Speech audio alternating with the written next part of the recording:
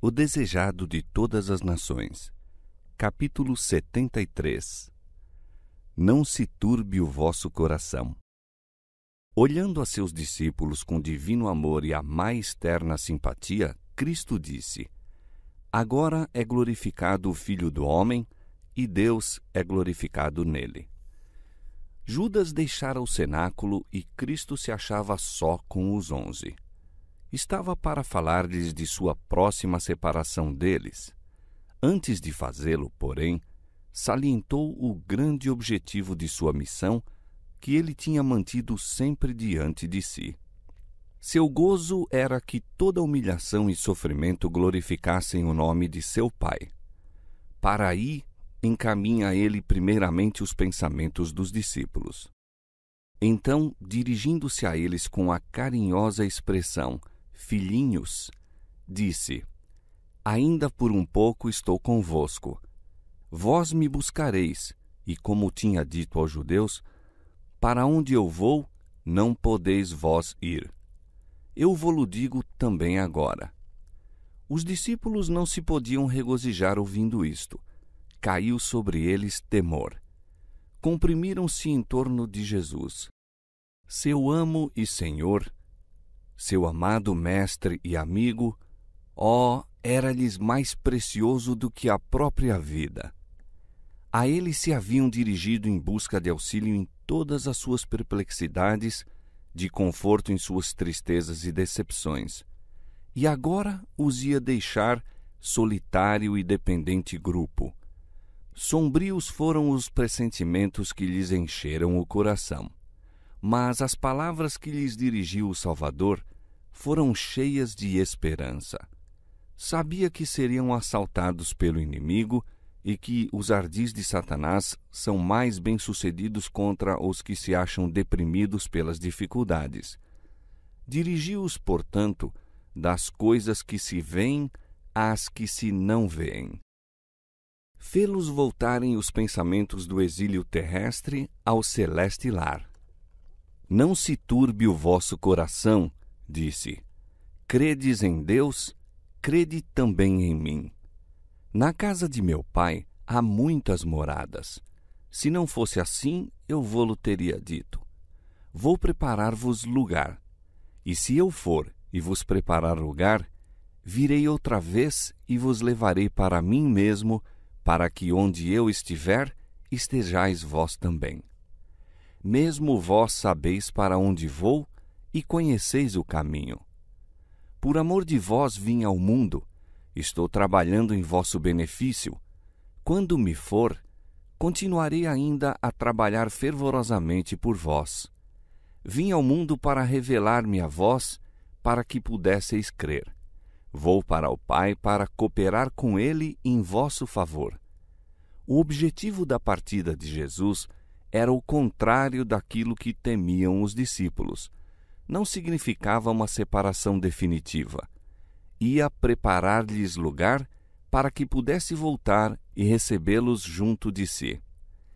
Enquanto lhes estava construindo mansões, eles deviam formar caráter à semelhança divina. Ainda os discípulos estavam perplexos. Tomé, sempre perturbado por dúvidas, disse: Senhor, nós não sabemos para onde vais, e como poderemos saber o caminho? Disse-lhe Jesus: Eu sou o caminho e a verdade e a vida. Ninguém vem ao Pai senão por mim. Se vós me conhecesseis a mim, também conheceríeis a meu Pai. E já desde agora o conheceis e o tendes visto. Não há muitos caminhos para o céu. Não pode cada um escolher o seu. Cristo diz: Eu sou o caminho. Ninguém vem ao Pai senão por mim. Desde que foi pregado o primeiro sermão evangélico, quando no Éden se declarou que a semente da mulher havia de esmagar a cabeça da serpente, Cristo fora exaltado como o caminho, a verdade e a vida. Ele era o caminho ao tempo em que Adão vivia, quando Abel apresentava a Deus o sangue do cordeiro morto, representando o sangue do Redentor. Cristo foi o caminho pelo qual se salvaram patriarcas e profetas.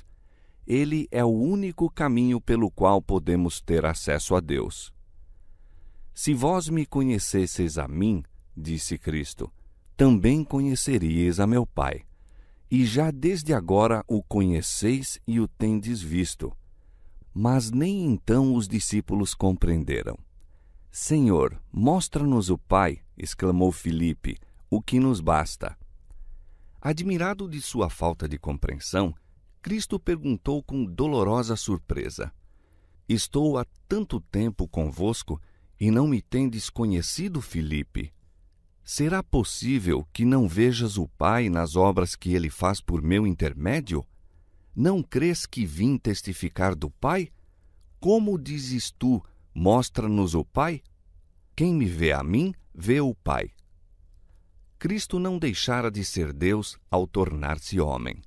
Conquanto se houvesse humilhado até à humanidade, pertencia-lhe ainda a divindade. Unicamente Cristo podia representar o Pai perante a humanidade, e essa representação haviam os discípulos tido o privilégio de contemplar por mais de 3 anos. Crede-me que estou com o Pai e o Pai em mim. Crede-me, ao menos, por causa das mesmas obras. Sua fé podia repousar segura no testemunho dado nas obras de Cristo, obras que homem algum, de si mesmo, já realizou, nem poderia nunca realizar. Elas testificavam de sua divindade. Por meio dele se revelara o Pai. Se os discípulos crescem nessa vital ligação entre o Pai e o Filho, a fé os não abandonaria ao verem os sofrimentos e a morte de Cristo para salvar o mundo a perecer. Jesus os estava buscando levar, de seu baixo nível de fé, à experiência a que poderiam atingir, compreendessem na verdade o que ele era, Deus em carne. Desejava que vissem dever sua fé conduzi-los acima, a Deus ali permanecendo. Quão fervorosa e perseverante buscava nosso compassivo Salvador preparar os discípulos para a tempestade de tentação que os sacudiria em breve. Queria tê-los escondido com ele em Deus. Enquanto Cristo proferia estas palavras, a glória de Deus lhe irradiava do semblante e todos os presentes experimentavam um sagrado respeito ao escutar, com elevada atenção, as suas palavras. Seu coração foi mais decididamente arrastado para ele, e ao serem atraídos para Cristo em maior amor, foram atraídos uns para os outros. Sentiram que o céu estava muito próximo e que as palavras que escutavam eram uma mensagem a eles enviada por seu Pai Celestial. Na verdade vos digo, continuou Cristo, que aquele que crê em mim também fará as obras que eu faço. O Salvador estava profundamente ansioso porque seus discípulos compreendessem para que fim sua divindade estava unida à humanidade. Ele veio ao mundo para manifestar a glória de Deus, a fim de que o homem fosse erguido por seu poder restaurador. Deus se revelou nele para que se pudesse manifestar neles. Jesus não revelou qualidades, nem exerceu poderes que os homens não possam possuir mediante a fé nele. Sua perfeita humanidade é a que todos os seus seguidores podem possuir se forem sujeitos a Deus como ele o foi. E as farás maiores do que estas, porque eu vou para meu Pai. Por estas palavras, Cristo não queria dizer que as obras dos discípulos seriam de um mais exaltado caráter que as suas, mas que seriam de maior extensão. Ele não se refere meramente à operação de milagres, mas a tudo quanto se realiza sob a operação do Espírito Santo. Depois da ascensão do Senhor, os discípulos compreenderam o cumprimento de sua promessa. As cenas da crucifixão, ressurreição e ascensão de Cristo foram para eles vivas realidades. Viram que as profecias se haviam cumprido literalmente, examinaram as Escrituras e aceitaram-lhes o ensino com fé e segurança anteriormente desconhecidas. Sabiam que o Divino Mestre era tudo quanto afirmava ser. Ao contarem o que haviam experimentado e exaltarem o amor de Deus, o coração dos homens abrandava-se e rendia-se, e multidões criam em Jesus. A promessa do Salvador a seus discípulos é uma promessa à sua igreja até ao fim dos séculos. Não era o desígnio de Deus que seu maravilhoso plano para redimir os homens realizasse apenas insignificantes resultados. Todos quantos se puserem ao trabalho, não confiando no que eles próprios possam fazer, mas no que Deus por eles e por intermédio deles possa realizar, hão de certamente ver o cumprimento de sua promessa. E as fará maiores do que estas, declara ele, porque eu vou para meu Pai. Até então, os discípulos não estavam familiarizados com os ilimitados recursos e poder do Salvador. Disse-lhes ele: até agora nada pedistes em meu nome. Explicou que o segredo de seu êxito estaria em pedir forças e graça em seu nome. Ele estaria diante do Pai para fazer a petição por eles. A prece do humilde suplicante apresenta-a como seu próprio desejo em favor daquela alma. Toda sincera oração é ouvida no céu. Talvez não seja expressa fluentemente, mas se nela está o coração, ascenderá ao santuário em que Jesus ministra e ele a apresentará ao Pai sem uma palavra desalinhada, sem uma dificuldade de enunciação, bela e flagrante como o incenso de sua própria perfeição. A vereda da sinceridade e integridade não é isenta de obstáculos, mas em cada dificuldade devemos ver um chamado à oração. Não existe nenhum vivente dotado de qualquer poder que não o haja recebido de Deus, e a fonte de onde ele vem está aberta ao mais fraco dos seres humanos. Tudo quanto pedirdes em meu nome, disse Jesus, eu farei para que o Pai seja glorificado no Filho. Se pedirdes alguma coisa em meu nome, eu o farei. Em meu nome, ordenou Jesus aos discípulos que orassem. No nome de Cristo, seus seguidores devem subsistir diante de Deus. Graças ao valor do sacrifício feito por eles, são estimados aos olhos do Senhor. Em virtude da imputada justiça de Cristo, são reputados preciosos. Por amor de Cristo, o Senhor perdoa aos que o temem. Não vê neles a vileza do pecador. Neles reconhece a semelhança de seu Filho, em quem eles creem. O Senhor fica decepcionado quando o seu povo se estima a si mesmo como de pouco valor. Deseja que sua escolhida herança se avalie segundo o preço que ele lhe deu. Deus a queria, do contrário, não enviaria seu Filho em tão dispendiosa missão de a redimir. Tem para eles uma utilidade e agrada-se muito quando lhe fazem os maiores pedidos, a fim de que lhe glorifiquem o nome. Podem esperar grandes coisas se têm fé em suas promessas. Mas orar em nome de Cristo significa muito. Quer dizer que havemos de aceitar-lhe o caráter, manifestar-lhe o Espírito e fazer suas obras. A promessa do Salvador é dada sob condição. Se amardes, diz, guardareis os meus mandamentos. Ele salva os homens, não em pecado, mas do pecado, e os que o amam manifestarão seu amor pela obediência. Toda a verdadeira obediência vem do coração. Deste procedia também a de Cristo. E se consentirmos, ele por tal forma se identificará com os nossos pensamentos e ideais, dirigirá nosso coração e espírito em tanta conformidade com o seu querer, que, obedecendo-lhe, não estaremos senão seguindo nossos próprios impulsos. A vontade refinada, santificada, encontrará seu mais elevado deleite em fazer o seu serviço. Quando conhecermos a Deus como nos é dado o privilégio de o conhecer, nossa vida será de contínua obediência. Mediante o apreço do caráter de Cristo, por meio da comunhão com Deus, o pecado se nos tornará aborrecível. Como Cristo viveu a lei na humanidade, assim podemos fazer se nos apegarmos ao forte em busca de força. Mas não devemos pôr a responsabilidade de nosso dever sobre outros e esperar que eles nos digam o que fazer. Não podemos depender da humanidade quanto a conselhos. O Senhor nos ensinará nosso dever com tanta boa vontade como o faz a qualquer outro. Se a Ele nos achegarmos com fé, transmitir-nos-á pessoalmente os seus mistérios.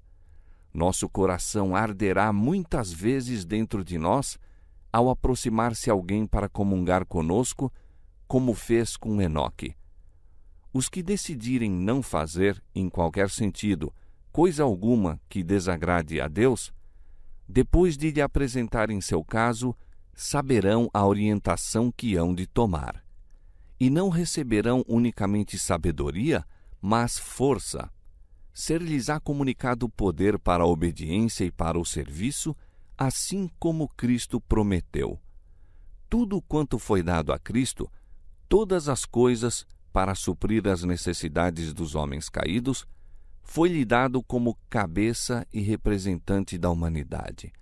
E qualquer coisa que lhe pedirmos, dele a receberemos, porque guardamos os seus mandamentos e fazemos o que é agradável à sua vista. Antes de se oferecer a si mesmo como a vítima sacrificial, Cristo buscou o mais essencial e completo dom para outorgar a seus seguidores, um dom que lhes poria ao alcance os ilimitados recursos da graça. Eu rogarei ao Pai, disse, e Ele vos dará outro Consolador para que fique convosco para sempre. O Espírito de verdade, que o mundo não pode receber, porque não o vê nem o conhece. Mas vós o conheceis, porque habita convosco e estará em vós. Não vos deixarei órfãos, voltarei para vós. Antes disso, o Espírito havia estado no mundo. Desde o próprio início da obra de redenção, ele estivera atuando no coração dos homens. Mas enquanto Cristo estava na terra, os discípulos não tinham desejado nenhum outro auxiliador. Não seria senão depois que fossem privados de sua presença que experimentariam a necessidade do Espírito e então ele havia de vir. O Espírito Santo é o representante de Cristo, mas despojado da personalidade humana e dela independente. Limitado pela humanidade, Cristo não poderia estar em toda parte em pessoa. Era, portanto, do interesse deles que fosse para o Pai e enviasse o Espírito como seu sucessor na terra. Ninguém poderia ter então vantagem devido à sua situação ou seu contato pessoal com Cristo. Pelo Espírito, o Salvador seria acessível a todos.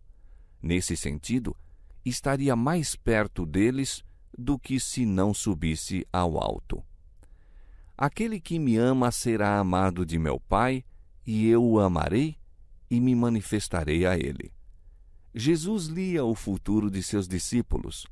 Via um ser levado ao cadafalso, outro à cruz, um terceiro exilado entre os solitários rochedos do mar, outros ainda perseguidos e mortos. Animou-os com a promessa de que, em toda aprovação, estaria com eles. Aquela promessa não perdeu nada de sua força. O Senhor conhece tudo a respeito de seus fiéis servos que, por amor dele, jazem numa prisão ou são banidos para ilhas solitárias. Conforta-os com sua presença. Quando, por amor da verdade, o crente comparece à barra de injustos tribunais, Cristo se encontra a seu lado. Todo vitupério que cai sobre eles, cai sobre Cristo. ele é condenado outra vez na pessoa de seus discípulos. Quando uma pessoa se acha entre as paredes de um cárcere, Cristo lhe arrebata o coração com seu amor.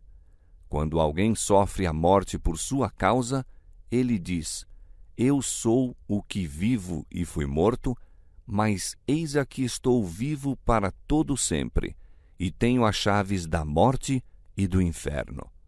A vida que por mim é sacrificada conserva-se para a glória eterna. Em todos os tempos e lugares, em todas as dores e aflições, quando a perspectiva se afigura sombria e cheia de perplexidade o futuro, e nos sentimos desamparados e sós, o Consolador será enviado em resposta à oração da fé. As circunstâncias podem nos separar de todos os amigos terrestres. Nenhuma, porém, nem mesmo a distância, nos pode separar do celeste Consolador. Onde quer que estejamos, aonde quer que vamos, ele se encontra sempre à nossa direita para apoiar, suster, erguer e animar. Os discípulos ainda deixaram de compreender as palavras de Cristo em seu sentido espiritual, e novamente ele lhes explicou sua significação. Pelo Espírito, disse, manifestar-se-ia a eles. Aquele Consolador, o Espírito Santo, que o Pai enviará em meu nome, esse vos ensinará todas as coisas. Não mais haveis de dizer, não posso compreender.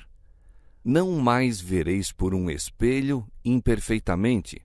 Sereis capazes de compreender com todos os santos qual seja a largura e o comprimento e a altura e a profundidade, e conhecer o amor de Cristo que excede todo o entendimento. Os discípulos deveriam dar testemunho da vida e obra de Cristo.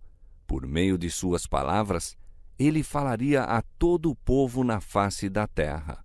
Mas, na humilhação e morte de Cristo, deviam eles sofrer grande prova e decepção. Para que, depois, sua palavra pudesse ser exata, Jesus prometeu que o Consolador os faria lembrar de tudo quanto vos tenho dito. Ainda tenho muito que vos dizer, continuou ele, mas vós não o podeis suportar agora. Mas quando vier aquele Espírito de verdade, ele vos guiará em toda a verdade, porque não falará de si mesmo, mas dirá tudo o que tiver ouvido e vos anunciará o que há de vir. Ele me glorificará, porque há de receber do que é meu e vô-lo há de anunciar. Jesus desvendara a seus discípulos uma vasta porção da verdade, mas era-lhes demasiado difícil manterem suas lições separadas das tradições e máximas dos escribas e fariseus. Tinham sido ensinados a receber os ensinos dos rabis como a própria voz de Deus, e isso ainda exercia domínio sobre seu espírito, moldando-lhes os sentimentos. Ideias terrenas, coisas temporais, ocupavam ainda amplo espaço em seus pensamentos. Não entendiam a natureza espiritual do reino de Cristo, embora ele lhe houvesse tantas vezes explicado. A mente se lhes tinha tornado confusa, não compreendiam o valor das Escrituras apresentadas por Cristo. Dir-se-iam perdidas muitas de suas lições para eles. Jesus viu que não aprendiam o verdadeiro sentido de suas palavras. Prometeu compassivamente que o Espírito Santo lhes havia de trazer essas palavras à memória, e deixara por dizer muitas coisas que os discípulos não compreendiam. A essas também o Espírito lhes abriria o entendimento para que apreciassem as coisas celestiais. Quando vier aquele Espírito de verdade, disse Jesus, ele vos guiará em toda a verdade. O Consolador é chamado o Espírito de verdade. Sua obra é definir e manter a verdade. Ele primeiro habita o coração como o Espírito de verdade e torna-se assim o Consolador. há conforto e paz na verdade, mas nenhuma paz ou conforto real se pode achar na falsidade. É por meio de falsas teorias e tradições que Satanás adquire seu domínio sobre a mente. Encaminhando os homens para falsas normas, deforma o caráter. Por intermédio das Escrituras, o Espírito Santo fala à mente e grava a verdade no coração. Assim expõe o erro, expelindo-o da alma. É pelo Espírito da verdade, operando pela Palavra de Deus, que Cristo submete a si seu povo escolhido. Descrevendo aos discípulos a obra oficial do Espírito Santo, Jesus procurou inspirar-lhes a alegria e esperança que lhe animavam o próprio coração. Regozijava-se ele pelas abundantes medidas que providenciaram para o auxílio de sua igreja. O Espírito Santo era o mais alto dos dons que ele podia solicitar do Pai para a exaltação de seu povo. Ia ser dado como agente de regeneração, sem o qual o sacrifício de Cristo de nenhum proveito teria sido. O poder do mal se estivera fortalecendo por séculos e pasmosa era a submissão dos homens a esse cativeiro satânico. Ao pecado só se poderia resistir e vencer por meio da poderosa operação da terceira pessoa da divindade, a qual viria não com energia modificada, mas na plenitude do divino poder. É o Espírito que torna eficaz o que foi realizado pelo Redentor do mundo. É por meio do Espírito que o coração é purificado. Por ele torna-se o crente participante da natureza divina. Cristo deu seu Espírito como um poder divino para vencer toda tendência hereditária e cultivada para o mal e gravar seu próprio caráter em sua igreja. Disse Jesus a respeito do Espírito: Ele me glorificará. O Salvador veio glorificar o Pai pela demonstração de seu amor. Assim, o Espírito havia de glorificar a Cristo, revelando ao mundo a sua graça. A própria imagem de Deus tem de ser reproduzida na humanidade. A honra de Deus, a honra de Cristo, acha-se envolvida no aperfeiçoamento do caráter de seu povo. E quando ele, o Espírito de verdade, vier, convencerá o mundo do pecado e da justiça e do juízo. A pregação da palavra não será de nenhum proveito sem a contínua presença e ajuda do Espírito Santo. Este é o único mestre eficaz da verdade divina. Unicamente quando a verdade chega ao coração acompanhada pelo Espírito, vivificará a consciência e transformará a vida. Uma pessoa pode ser capaz de apresentar a letra da Palavra de Deus, pode estar familiarizada com todos os seus mandamentos e promessas, mas, a menos que o Espírito Santo impressione o coração com a verdade, alma alguma cairá sobre a rocha e se despedaçará. A mais esmerada educação, as maiores vantagens, não podem tornar uma pessoa um veículo de luz sem a cooperação do Espírito de Deus. A semeadura da semente evangélica não terá êxito algum a menos que essa semente seja vivificada pelo orvalho do céu.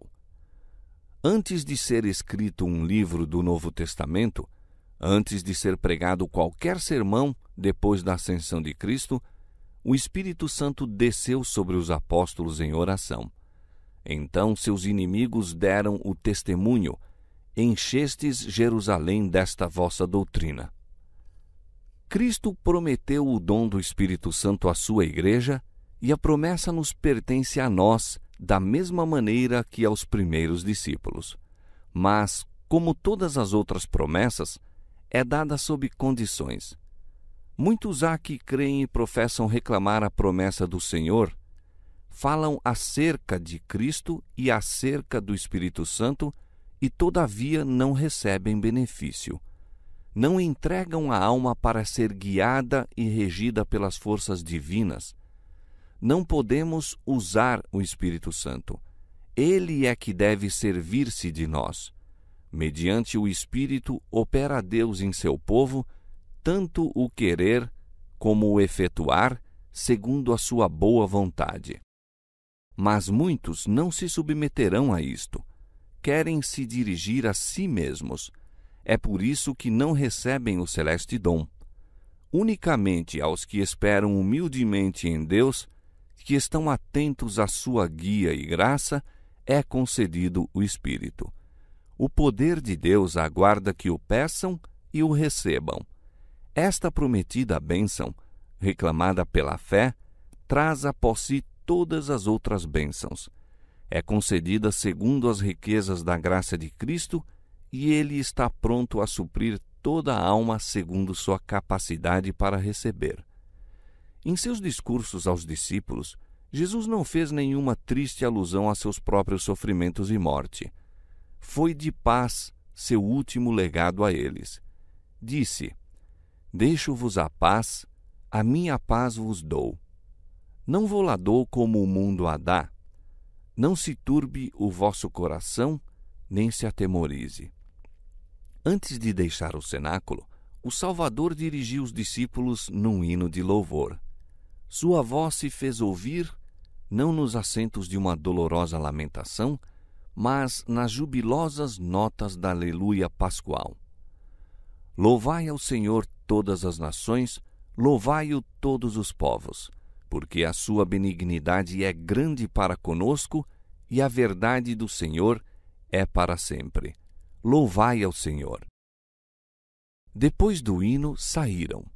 Atravessaram as regurgitantes ruas, saindo pela porta da cidade em direção do Monte das Oliveiras.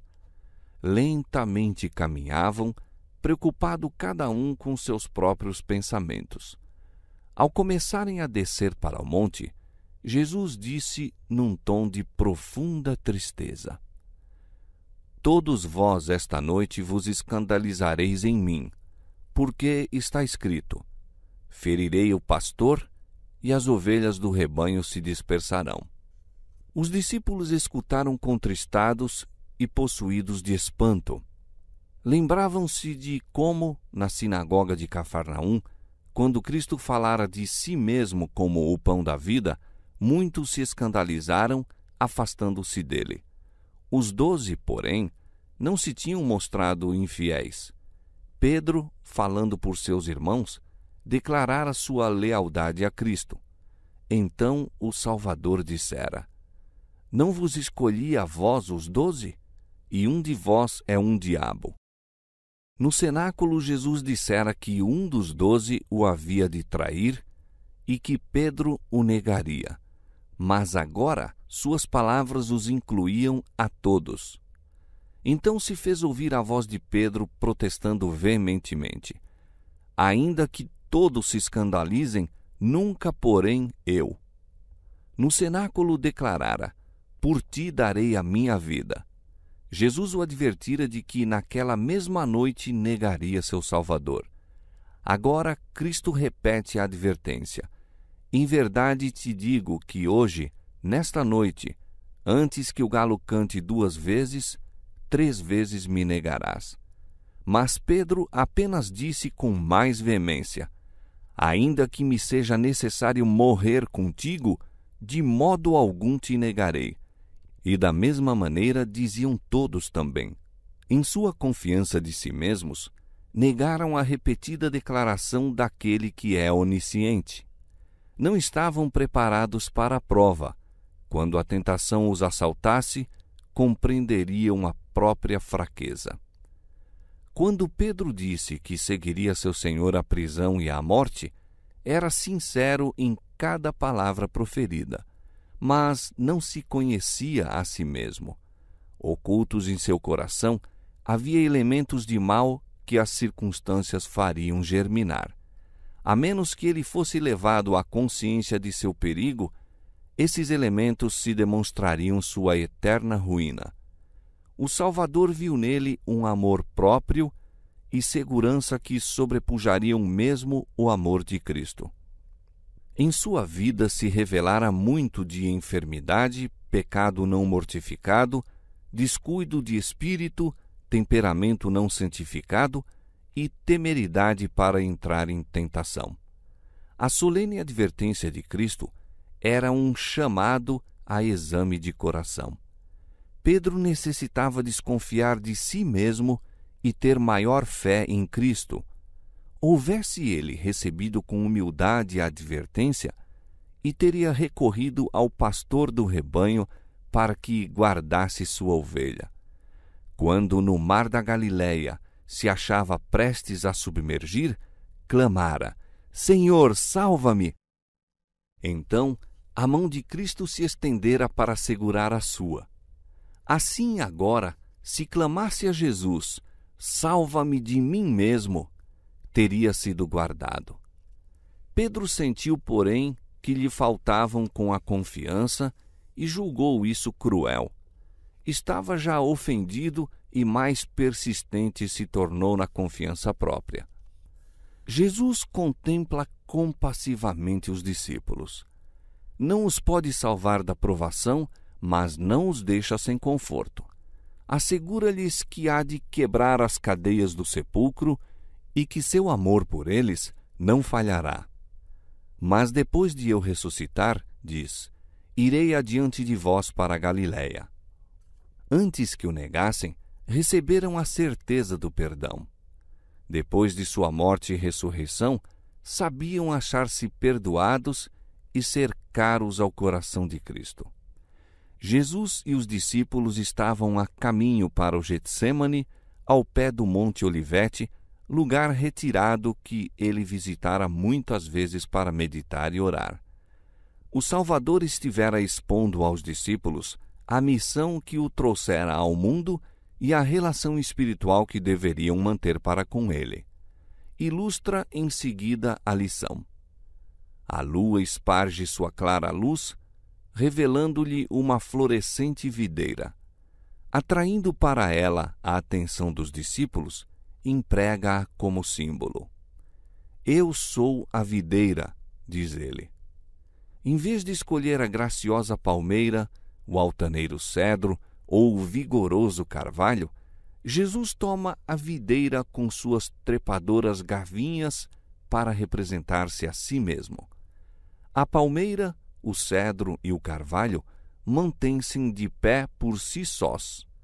Não exigem apoio, mas a videira se entrelaça na grade e assim cresce em direção ao céu.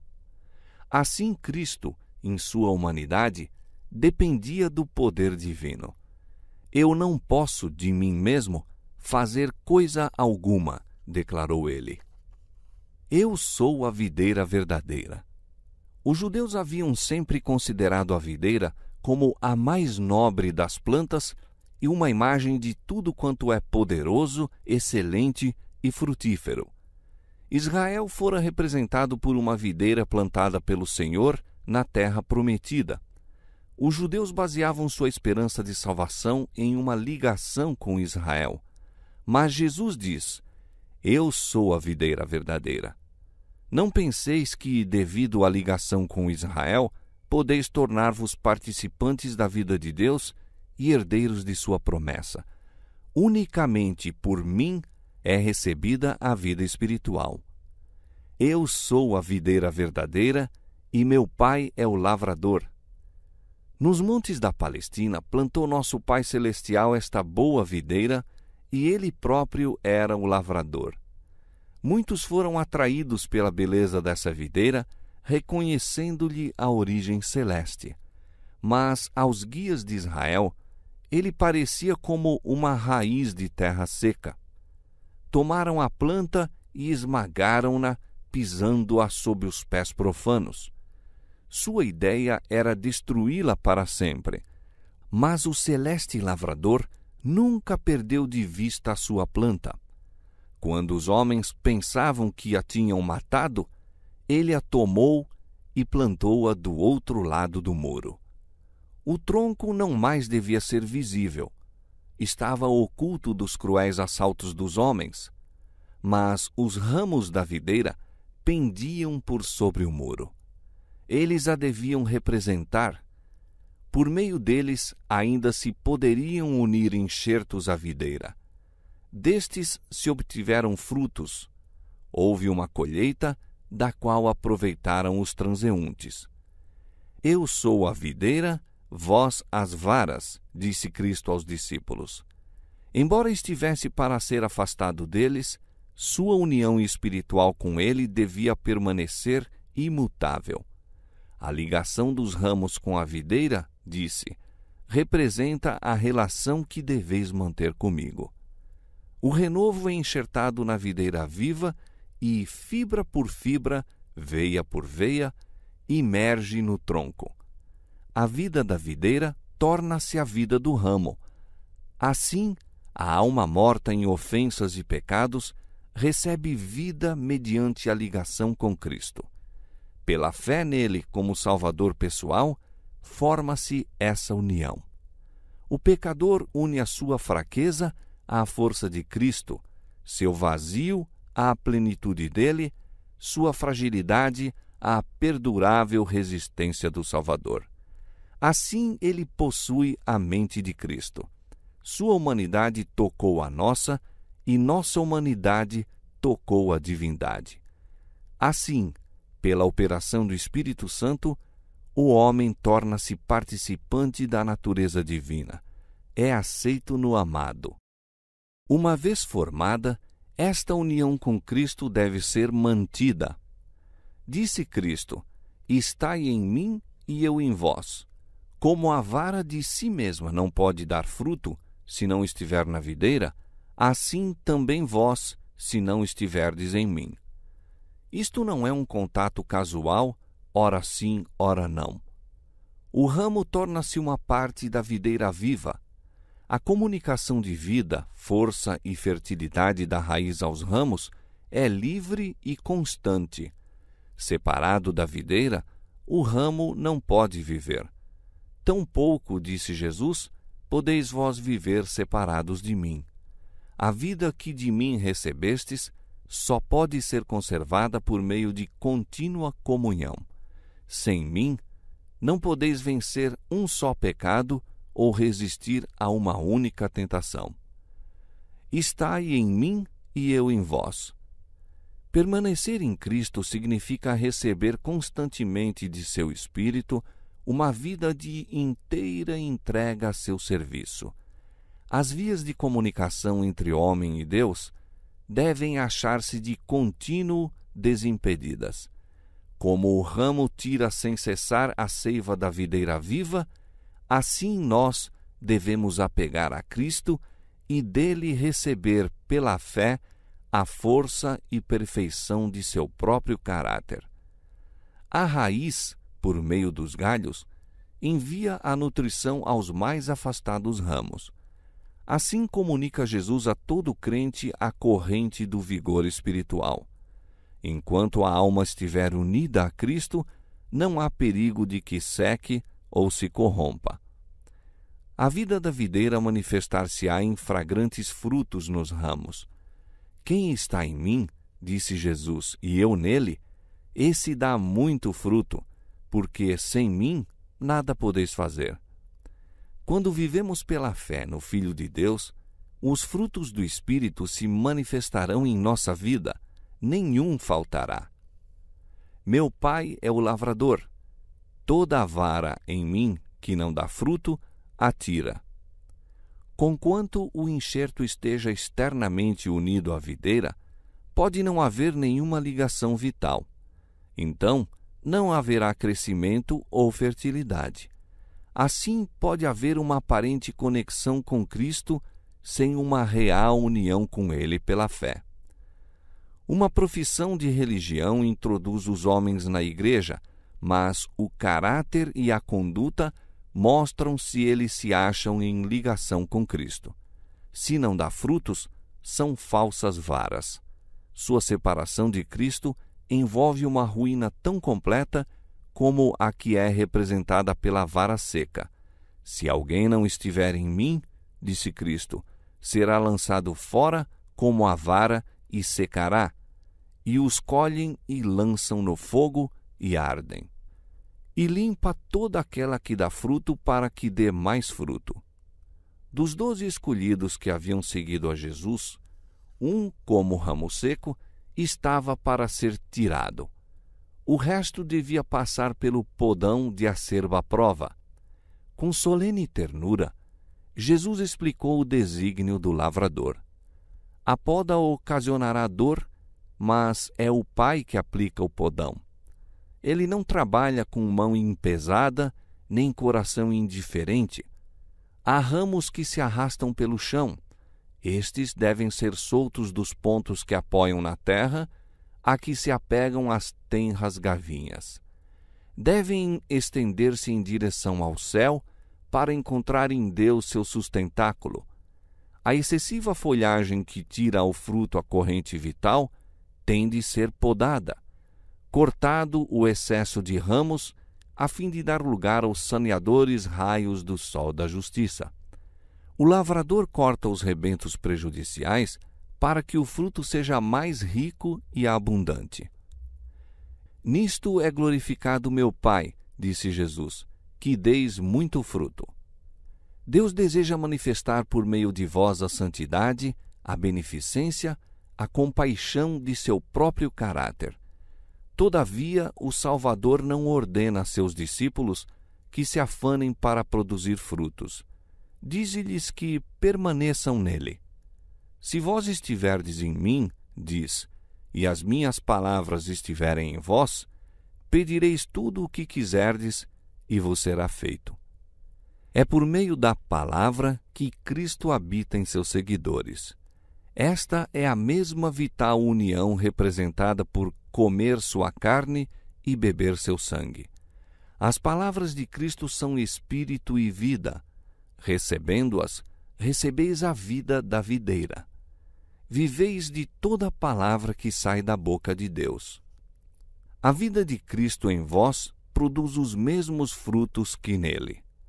Vivendo em Cristo, aderindo a Ele, por Ele sustentados, e dele tirando a nutrição, dareis frutos segundo a sua semelhança. Nessa última reunião de Jesus com seus discípulos, o grande desejo por ele manifestado em seu favor foi de que se amassem uns aos outros como ele mesmo os amara. Falou-lhes repetidamente a esse respeito. O meu mandamento é este, disse por diversas vezes, que vos ameis uns aos outros. Foi mesmo a primeira recomendação que lhes fez ao achar-se a sós com eles no cenáculo. Um novo mandamento vos dou, que vos ameis uns aos outros. Como eu vos amei a vós, que também vós uns aos outros vos ameis. Para os discípulos, este foi um novo mandamento, pois eles não haviam amado uns aos outros como Cristo os amara. Ele viu que novas ideias e impulsos os deviam dominar, que novos princípios tinham de ser por ele seguidos. Por meio de sua vida e morte, deviam receber uma nova concepção do amor. O mandamento de se amarem uns aos outros tinha uma nova significação em face de seu sacrifício.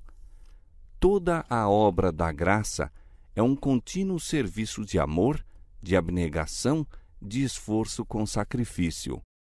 Durante cada hora da peregrinação de Cristo na terra, o amor de Deus dele manava em irreprimíveis correntes. Todos quantos são possuídos de seu espírito hão de amar como ele amou. O mesmo princípio que atuava em Cristo há de atuar neles em todo o seu trato uns com os outros. Esse amor é o testemunho de seu discipulado. Nisto todos conhecerão que sois meus discípulos, disse Jesus, se vos amardes uns aos outros. Quando os homens se ligam entre si, não pela força do interesse pessoal, mas pelo amor, mostram a operação de uma influência que é superior a toda influência humana. Onde existe esta unidade, é evidente que a imagem de Deus está sendo restaurada na humanidade, que foi implantada nova vida. Mostra que há na natureza divina poder para deter os sobrenaturais agentes do mal e que a graça de Deus subjuga o egoísmo inerente ao coração natural. Este amor manifestado na Igreja há de, por certo, incitar a ira de Satanás. Cristo não estabelece para seus discípulos um caminho fácil. Se o mundo vos aborrece, diz ele, sabei que primeiro do que a vós, me aborreceu a mim.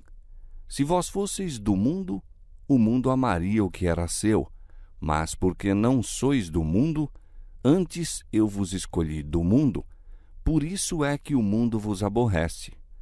Lembrai-vos da palavra que vos disse, não é o servo maior do que o seu senhor? Se a mim me perseguiram, também vos perseguirão a vós. Se guardaram a minha palavra, também guardarão a vossa. Mas tudo isso vos farão por causa do meu nome, porque não conhecem aquele que me enviou. O Evangelho deve ser levado avante por ativa luta, em meio de oposição, perigo, prejuízo e sofrimento. Mas os que fazem esta obra estão apenas seguindo os passos do Mestre. Como Redentor do mundo, Cristo foi constantemente confrontado por aparentes fracassos. Ele, o mensageiro da misericórdia ao nosso mundo, pouco parecia fazer da obra que anelava realizar em erguer e salvar. Satânicas influências estavam sempre operando para lhe obstar o caminho, mas ele não se desanimava. Através da profecia de Isaías, declara: debalde tenho trabalhado, inútil e vãmente gastei as minhas forças. Todavia o meu direito está perante o Senhor e o meu galardão perante o meu Deus. Israel não se deixou ajuntar. Contudo, aos olhos do Senhor serei glorificado e o meu Deus será a minha força. É a Cristo que é feita a promessa. Assim diz o Senhor, o Redentor de Israel, o Santo, a alma desprezada, ao que as nações abominam. Assim diz o Senhor: te guardarei e te darei por concerto do povo, para restaurares a terra e lhes dares em herança as herdades assoladas. Para dizeres aos presos: saí, e aos que estão em trevas: aparecei. Nunca terão fome nem sede, nem a calma nem o sol os afligirá, porque o que se compadece deles os guiará e os levará mansamente aos mananciais. Nesta palavra repousava Jesus e não deu lugar a Satanás. Quando estavam para ser dados os últimos passos na humilhação de Cristo, quando sua alma estava sendo envolvida pela mais profunda aflição, ele disse aos discípulos: se aproxima o príncipe deste mundo e nada tem em mim. O príncipe deste mundo está julgado, agora será expulso. Com profética visão, Cristo traçou as cenas a terem lugar em seu último e grande conflito. Sabia que, quando exclamasse, está consumado, todo o céu havia de triunfar. Seu ouvido colheria a distante música e os brados de vitória nas cortes celestes. Sabia que havia de soar então o dobre afinados do império de Satanás, e o nome de Cristo seria anunciado de mundo em mundo por todo o universo. Cristo regozijava-se de poder fazer mais em benefício de seus seguidores do que eles seriam capazes de pedir ou pensar. Falava com segurança, sabendo que fora dado, já antes da fundação do mundo, um onipotente decreto. Sabia que a verdade, armada com a onipotência do Espírito Santo, havia de vencer na contenda com o mal, e a ensanguentada bandeira flutuaria triunfalmente sobre seus seguidores. Sabia que a vida de seus confiantes discípulos seria como a sua, uma série de ininterruptas vitórias que aqui não pareciam sê-lo, mas reconhecidas como tais no grande porvir. Tenho-vos dito isto, disse, para que em mim tenhais paz. No mundo tereis aflições, mas tende bom ânimo, eu venci o mundo. Cristo não falhou, nem lhe faleceu o ânimo, e seus seguidores têm de manifestar uma fé de natureza assim resistente. Cumpre-lhes viver como ele viveu e trabalhar como ele trabalhou, pois nele confiam como o grande obreiro mestre. Valor, energia e perseverança devem eles possuir. Conquanto aparentes impossibilidades lhes entravem o caminho, por sua graça hão de ir avante. Em lugar de deplorar as dificuldades, são convidados a transpô-las. Não devem desesperar de coisa alguma, mas esperar tudo. Com a áurea cadeia de seu incomparável amor, tem-nos Cristo ligado ao trono de Deus. É seu desígnio que lhes pertença a mais alta influência do universo, influência que emana da fonte de todo o poder. Têm de ter força para resistir ao mal, força que nem a terra, nem a morte, nem o inferno podem dominar. Força que os habilitará a vencer como Cristo venceu. É intuito de Cristo que a ordem celeste, o celeste plano de governo e a divina harmonia celeste sejam representadas em sua igreja na terra. Assim é ele glorificado em seu povo. Por meio deles, o sol da justiça resplandecerá sobre o mundo com um não empanado brilho. Cristo deu à sua igreja amplas faculdades, de modo a poder receber abundantes retribuições de glória da parte de sua remida, comprada possessão. Concedeu a seu povo capacidade e bênçãos para que representassem sua própria suficiência. A igreja, dotada com a justiça de Cristo, é sua depositária, nela se devendo revelar as riquezas de sua misericórdia, sua graça em plena e final manifestação. Cristo considera seu povo, em sua pureza e perfeição, como a recompensa de sua humilhação e o suplemento de sua glória, sendo ele mesmo o grande centro de quem toda a glória irradia. Com fortes, esperançosas palavras, concluiu o Salvador suas instruções. Depois, vazou a opressão de sua alma em oração pelos discípulos. Erguendo os olhos aos céus, disse: Pai, é chegada a hora. Glorifica a teu Filho, para que também o teu Filho te glorifique a ti. Assim como lhe deste poder sobre toda a carne, para que dê a vida eterna a todos quanto lhe deste. E a vida eterna é esta: que te conheçam a ti só, por único Deus verdadeiro, e a Jesus Cristo, a quem enviaste. Cristo concluíra a obra que lhe fora dada a fazer. Glorificara a Deus na terra, manifestara o nome do Pai, reunira os que haviam de continuar sua obra entre os homens, e disse: E neles sou eu glorificado. E eu já não estou mais no mundo, mas eles estão no mundo, e eu vou para ti. Pai Santo, guarda em teu nome aqueles que me deste, para que sejam um, assim como nós. E não rogo somente por eles, mas também por aqueles que pela sua palavra hão de crer em mim, para que todos sejam um, eu neles e tu em mim, para que eles sejam perfeitos em unidade e para que o mundo conheça que tu me enviaste a mim e que os tens amado a eles como me tens amado a mim. Assim, na linguagem de quem possui autoridade divina, Cristo entrega sua igreja eleita nos braços do Pai. Como consagrado sumo sacerdote, intercede pelo seu povo.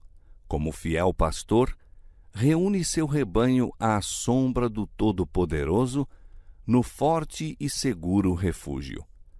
Quanto a si, aguarda-o a derradeira batalha com Satanás, e ele sai a enfrentá-la.